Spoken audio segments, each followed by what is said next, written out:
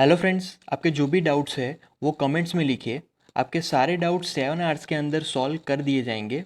अगर आप इस वीडियो की नोट्स चाहते हो तो टेलीग्राम की लिंक नीचे डिस्क्रिप्शन से मिल जाएगी। अब हमारा अगला क्वेश्चन है, look at several examples of rational numbers in the form p upon q is not equal to 0 where p and q are integers with no common factors other than 1 and having terminating decimal representations expansions. Can you guess what property q must satisfy? तो हमें यहाँ पर rational numbers के कुछ example देने हैं जो कि p अपॉन क्यू के फॉर्म में, और जहाँ पर q ज़ीरो नहीं होना चाहिए, p एंड q इंटीजर्स होंगे, राइट। और यहाँ पर उनके जो कॉमन फैक्टर्स है वो 1 होने चाहिए, ये भी एक कंडीशन है, राइट। एंड दूसरा कि उसका जो डेसिमल रिप्रेजेंटेशन है वो टर्मिनेट हो जाना चाहिए, राइट।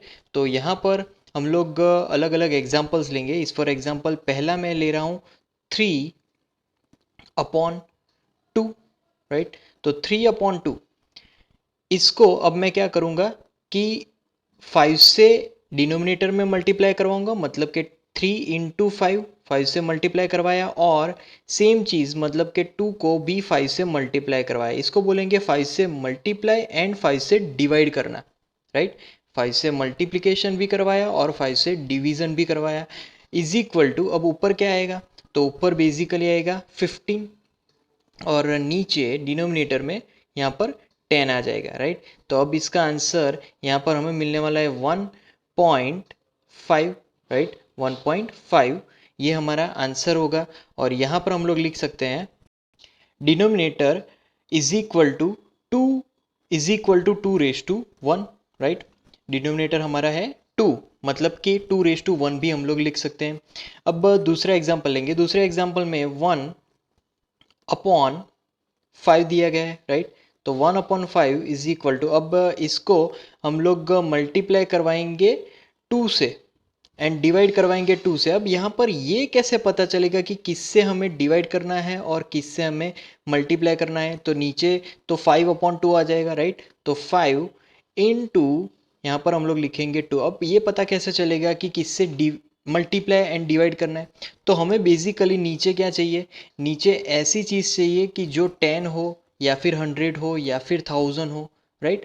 मतलब कि हमें यहाँ पर 10, 1000, 100, 10,000 इस फॉर्म में हमें डिनोमिनेटर में वैल्यू चाहिए। अब मैं बेसिकली यहाँ पर 2 को 5 से मल्टीप्लाई करवाऊंगा, उसी से मुझे 10 मिलेगा। सिमिलरली यहाँ पर 5 को अगर 2 से मल्टीप्लाई करवाऊंगा तो उसी से ही हमें 10 मिल सकता है। तो इस तरीके से यहाँ पर मल्टीप्लिकेशन होते हैं। तो यहाँ पर इज इक्वल टू ऊपर आएगा न्यूमरेटर में 2, राइट, अपॉन डिनोमिनेटर में 10 आ जाएगा, तो 2/10। अब 2/10 हम लोग क्या लिख सकते हैं, इज इक्वल टू 0.2 लिखेंगे, राइट। 0.2, तो यहाँ पर हम लोग ब्रैकेट में, तो denominator is equal to 5 is equal to 5/1, right, क्योंकि डिनोमिनेटर में क्या है 5 और 5/1 वही 5 होगा। अब नेक्स्ट एग्जांपल लेते हैं। नेक्स्ट एग्जांपल में मैं यहाँ पर ले रहा हूँ 7/8, राइट। 7/8 इज इक्वल टू, अब 7 8 को किससे मल्टीप्लाई करवाएंगे तो हमारी वैल्यू 10 या फिर 100 या फिर 1000 हो सकती है, राइट। तो मैं यहाँ पर 8 को 125 से मल्टीप्लाई करवाऊंगा, तो 7 को भी हमें उसी से मल्टीप्लाई करवाना होगा। तो यहाँ पर 7 इंटू, मैं यहाँ पर 125 से मल्टीप्लाई करवाता हूँ, राइट। तो अपॉन यहाँ पर भी 8 इंटू 125, राइट। तो यहाँ पर क्वेश्चन आ रहा है कि हम लोग 8 को 100 क्यों नहीं बना सकते?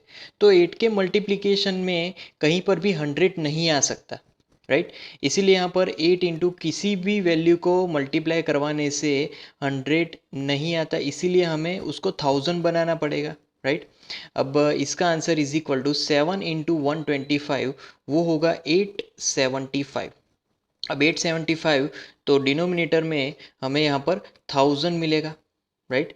1000 मिलने के बाद आप डिनोमिनेटर लिखेंगे, डिनोमिनेटर इज इक्वल टू 8, 8 यानी कि 2 के 3 पावर में होगा, राइट। 8 मतलब कि 2/3, राइट। तो अब ब्रैकेट कंप्लीट, तो ये हमारा डिनोमिनेटर का फॉर्म होगा। अब उसके बाद नेक्स्ट एग्जांपल लेते हैं। नेक्स्ट एग्जांपल में मैं ले रहा हूँ 8/125, राइट, 8/125। अब इसको कैसे मल्टीप्लाई करवाएंगे, तो 125 को हमने आगे ही देखा है, उसको 8 से मल्टीप्लाई करवाएंगे तो 1000 आ जाएगा। तो यहाँ पर भी हम लोग 8 से ही मल्टीप्लाई करवाएंगे, तो इज इक्वल टू, पहले यहाँ पर ऊपर आ जाएगा 8 इंटू 8, राइट, और नीचे डिनोमिनेटर में यहाँ पर आ जाएगा 125 इंटू 8, राइट।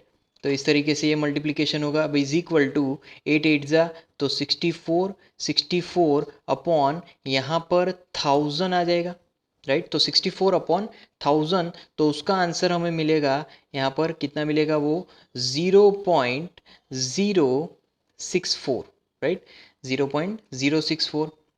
अब यहाँ पर हम लोग डिनोमिनेटर लिखेंगे, तो डिनोमिनेटर है इज इक्वल टू 125। अब 125 अगर 5 के फॉर्म में लिखे तो 5/3 लिखेंगे, राइट। तो हम लोग यहाँ पर देखते आ रहे हैं कि या फिर डिनोमिनेटर 2 के फॉर्म में या फिर 5 के फॉर्म में, राइट। अगर वो 2 के फॉर्म में या फिर 5 के फॉर्म में होगा तो ही यहाँ पर डिनोमिनेटर 10, 1000, 100 वो कुछ आ सकता है, अदरवाइज वो पॉसिबल नहीं होगा। तो इसीलिए या फिर 2 के पावर में या फिर 5 के पावर में हमारे डिनोमिनेटर्स होने चाहिए। और एग्जांपल देखते हैं। नेक्स्ट एग्जांपल में 13, राइट, अपॉन 20।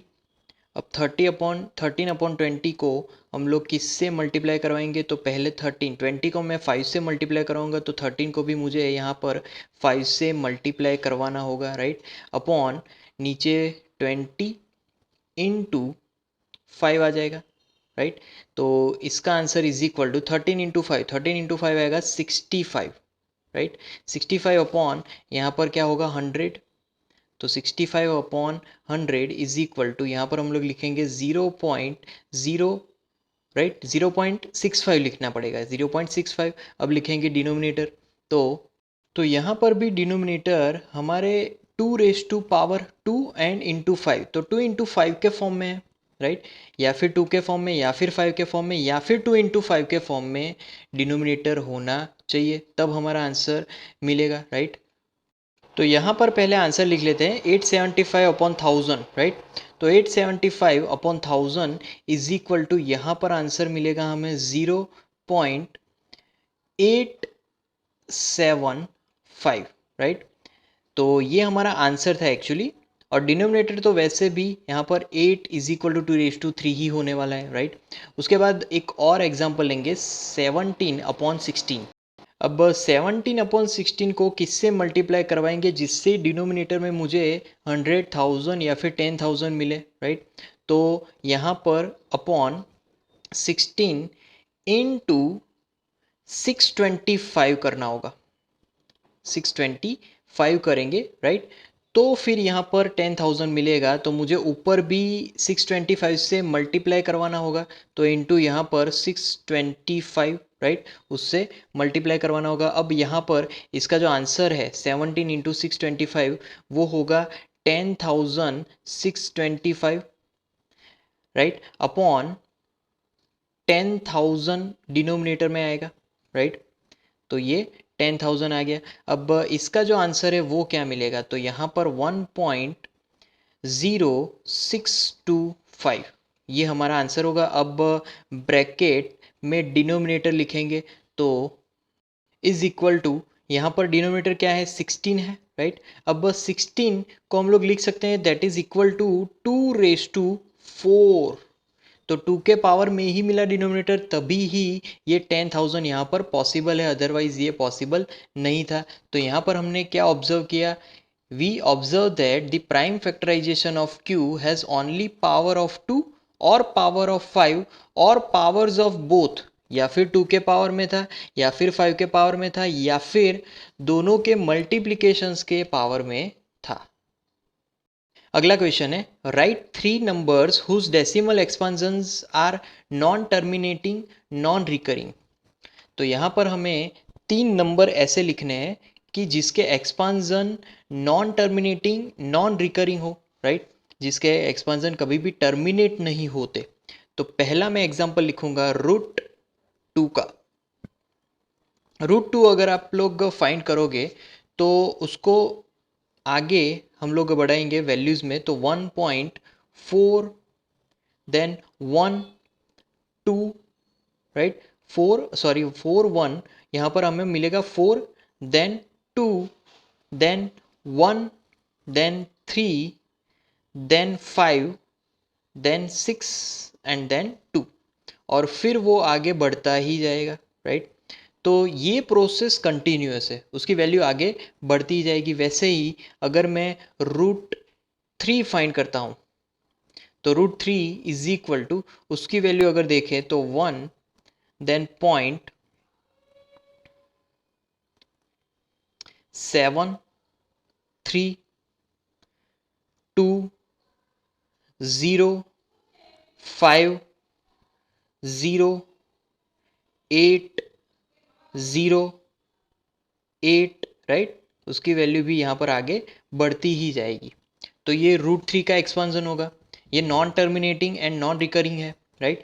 उसके बाद मैं √5 लेता हूँ, √5 की वैल्यू, तो √5 इज इक्वल टू, यहाँ पर हमें मिलेगा 2, उसके बाद 2.236, 0, 6, 7, 9, 7, 8 एंड सो ऑन, राइट। तो ये √5 का एक्सपांसन आगे बढ़ता ही जाएगा। ये 3 वैल्यूज जो कि नॉन टर्मिनेटिंग नॉन रिकरिंग है, राइट।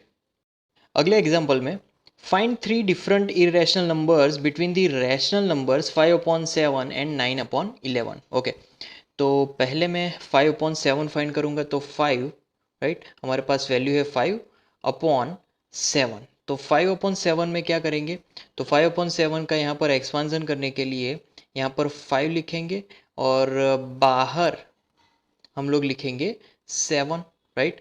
तो अब स्टार्ट करेंगे। पहले मैं यहाँ पर 0 ऐड करूँगा। अगर 0 मैंने यहाँ पर ऐड किया तो यहाँ पर मुझे 0 पॉइंट लिखना पड़ेगा, राइट। 0 पॉइंट, अब 7 7 ज़ा, 7 7 ज़ा क्या होगा, 49। अब 7 7 ज़ा 49, तो यहाँ पर आंसर क्या मिलेगा हमें, 1 मिलेगा, राइट। फिर उसके बाद यहाँ पर मैं 0 ऐड करूँगा। 0 ऐड करने से यहाँ पर फिर से यहाँ पर 7 1 ज़ा लिखेंगे, 7 1 ज़ा 7। अब यहाँ पर हमने सब्ट्रैक्ट किया था, यहाँ पर भी सब्ट्रैक्ट करेंगे, तो 10 - 7 क्या मिलेगा, 3, राइट। अगेन 3 7 से तो कम ही है, तो यहाँ पर 0 ऐड करेंगे। 0 ऐड करने के बाद कितने मल्टीप्लाई करेंगे कि जिससे आंसर 30 या फिर 30 से कम मिले, तो यहाँ पर 7 4 ज़ा 28, राइट। 7 4 ज़ा 28, तो 30 - 28 कितना मिलेगा, तो वो हमें मिलेगा 2, राइट। अगेन यहाँ पर 0 लगाएंगे। 0 ऐड करने के बाद किससे मल्टीप्लाई करेंगे, तो 7 2 ज़ा, राइट, 7 2 ज़ा 14। फिर से इसको सब्ट्रैक्ट करेंगे। सब्ट्रैक्ट करने से कितना आंसर मिलेगा, तो यहाँ पर 6 मिलेगा, राइट। 6 में अगेन 0 में ऐड करूँगा, तो यहाँ पर किससे मल्टीप्लाई करवाएंगे, तो यहाँ पर अब 8 से मल्टीप्लाई करवाएंगे। 8 से मल्टीप्लाई करवाने से यहाँ पर 56 मिलेगा, राइट। उसके बाद इसका जो आंसर है, मतलब कि 60 - 56, तो यहाँ पर हमें बेसिकली 4 मिलेगा, राइट। अब 4 को अगेन 0 ऐड करवाऊंगा, तो किससे मल्टीप्लाई करवाएंगे, 7 5 ज़ा, राइट। तो 7 5 ज़ा यहाँ पर कितना मिलेगा, तो 35। इसको और सब्ट्रैक्ट करेंगे, तो यहाँ पर हमें आंसर लास्ट में 5 मिलेगा। तो 5 एज अ रिमाइंडर अगर लिखें और अगर आगे बढ़ाते जाएं, तो ये वैल्यूज़ यहाँ से आगे बढ़ती जाएगी, राइट। तो ये बेसिकली यहाँ पर 5/7, राइट, ये रेशियो हमने फाइंड किया। अब यहाँ पर अगर हम लोग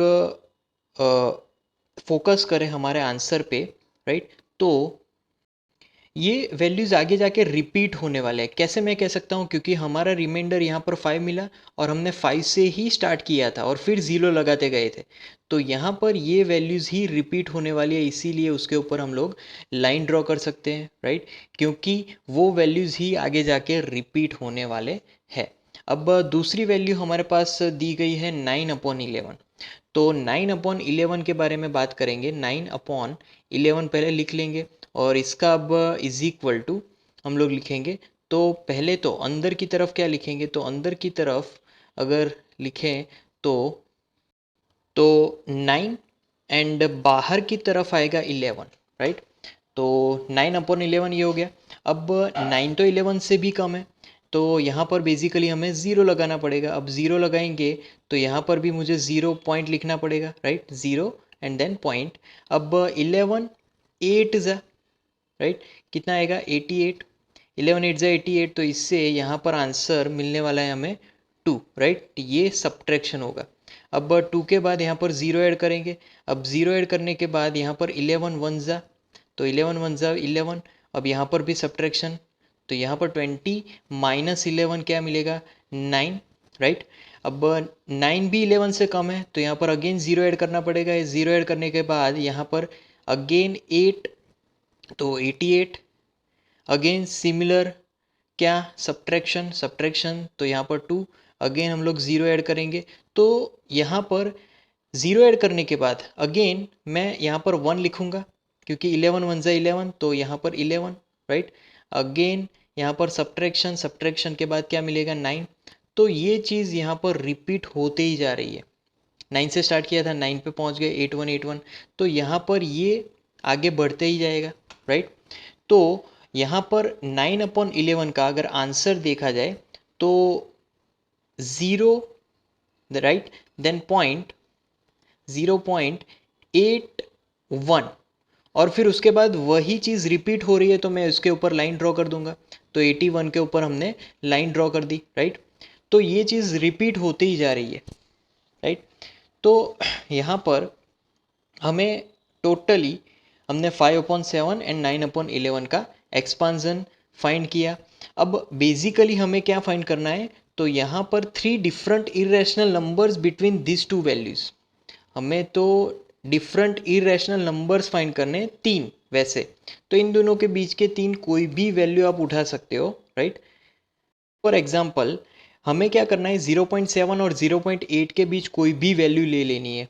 तो यहाँ पर मैं 0 पॉइंट, मैं यहाँ पर स्टार्ट कर रहा हूँ 7 5, राइट, 7 1 से ज़्यादा और 8 से कम, तो 7 5 0 7 5 0 7 5 0 एंड सो ऑन। तो ये पहली वैल्यू मैं लिखूंगा, ये फर्स्ट वैल्यू है हमारी। फिर सेकेंड वैल्यू के लिए हम अब यहाँ पर लिखेंगे 0 पॉइंट, राइट, 0.7, देन यहाँ पर 6 7 6 7 6 7 6, रिपीट करते ही जाएंगे, राइट, सो ऑन। तो ये दूसरी वैल्यू लिख लेंगे, और तीसरी वैल्यू भी कोई भी हम लोग रैंडम ले सकते हैं इन दोनों वैल्यूज़ के बीच। तीसरी वैल्यू मैं लूँगा 0.7807 राइट, एंड सो ऑन।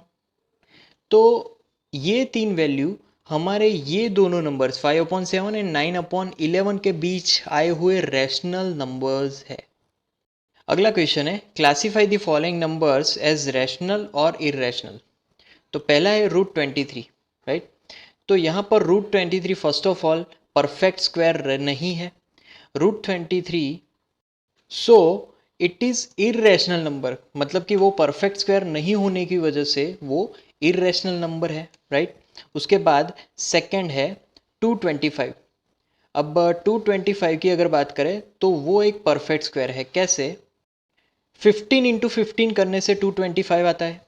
इसका मतलब हम लोग लिख सकते हैं कि भाई 15 रेज टू 2, 15 का स्क्वायर, राइट। तो इसीलिए हम लोग लिख सकते हैं कि भाई जो 225 है is a perfect square, right. तो यहाँ पर 225 परफेक्ट स्क्वायर होने की वजह से is a rational number, right, perfect square है, इसीलिए √225 is a rational number, right. उसके बाद यहाँ पर तीसरी वैल्यू है 0.3796। अब 0.3796 is a terminating decimal. So that's why it is a rational number. जो भी टर्मिनेटिंग डेसिमल होंगे वो फिर रैशनल नंबर होंगे, राइट। नेक्स्ट फोर्थ में 7.478478। अब यहाँ पर फोर्थ में जो वैल्यू है हमारे पास 7.478478 सो ऑन, राइट। तो इज इक्वल टू हम लोग लिख सकते हैं कि भाई 7.47 और वही चीज़ रिपीट हो रही है तो उसके ऊपर लाइन ड्रॉ कर देंगे, उसके ऊपर बार आ जाएगा। तो since 7.47 is non terminating and recurring decimal, so it is a rational number.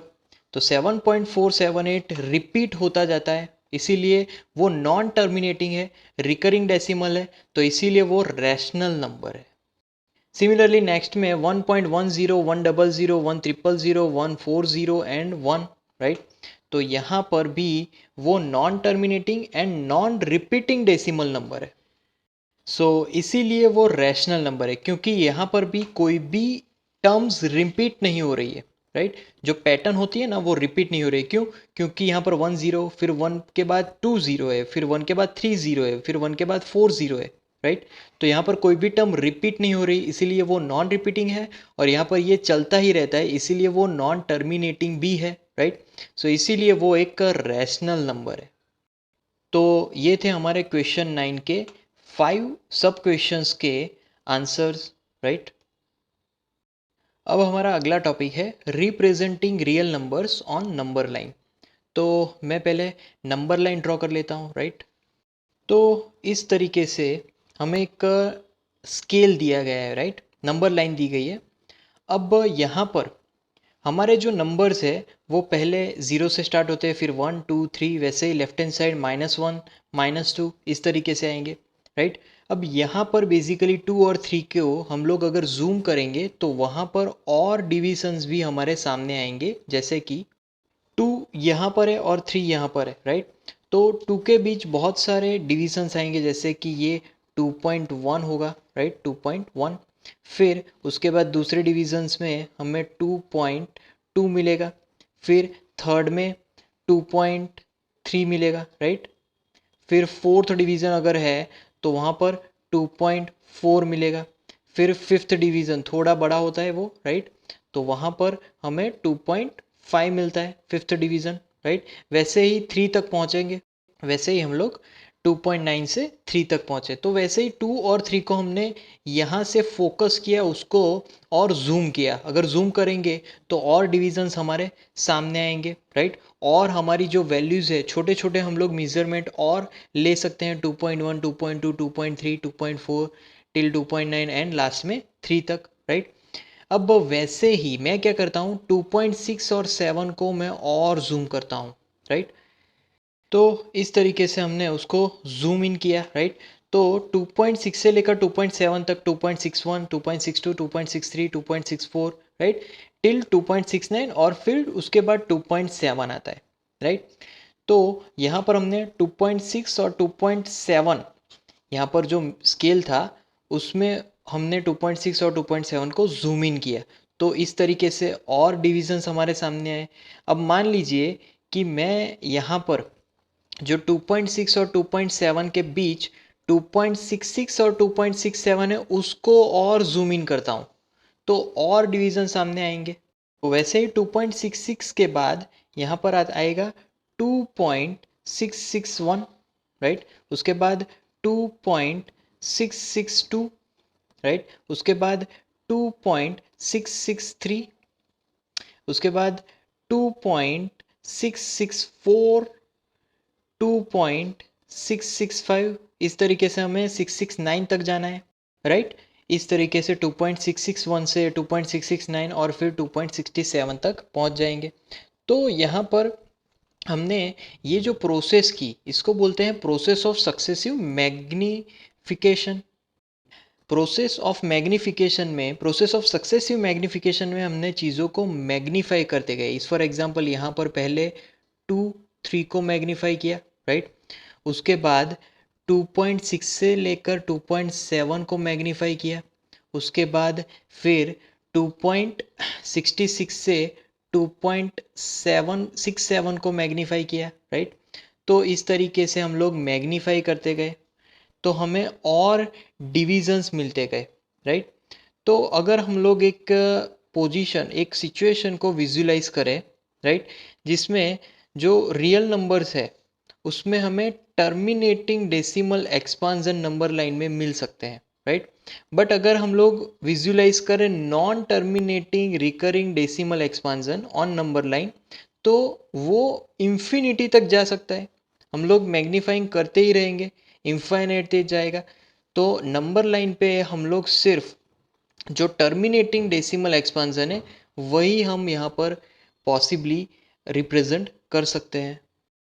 अगले एग्जाम्पल में, visualise the representation of 5.37 bar as on the number line up to 5 decimal places, that is up to 5.37777। Okay, तो हमें यहाँ पर represent करना है अलग अलग नंबर लाइंस, राइट। तो यहाँ पर पहले नंबर लाइन ड्रॉ कर लेते हैं। तो पहले तो 5 एंड 6, राइट, तो इसके बीच 9 डिविजन्स आएंगे। तो इस तरीके से 5 to 6 के बीच अलग अलग स्केलिंग दी है, 5.1 to 5.9, राइट।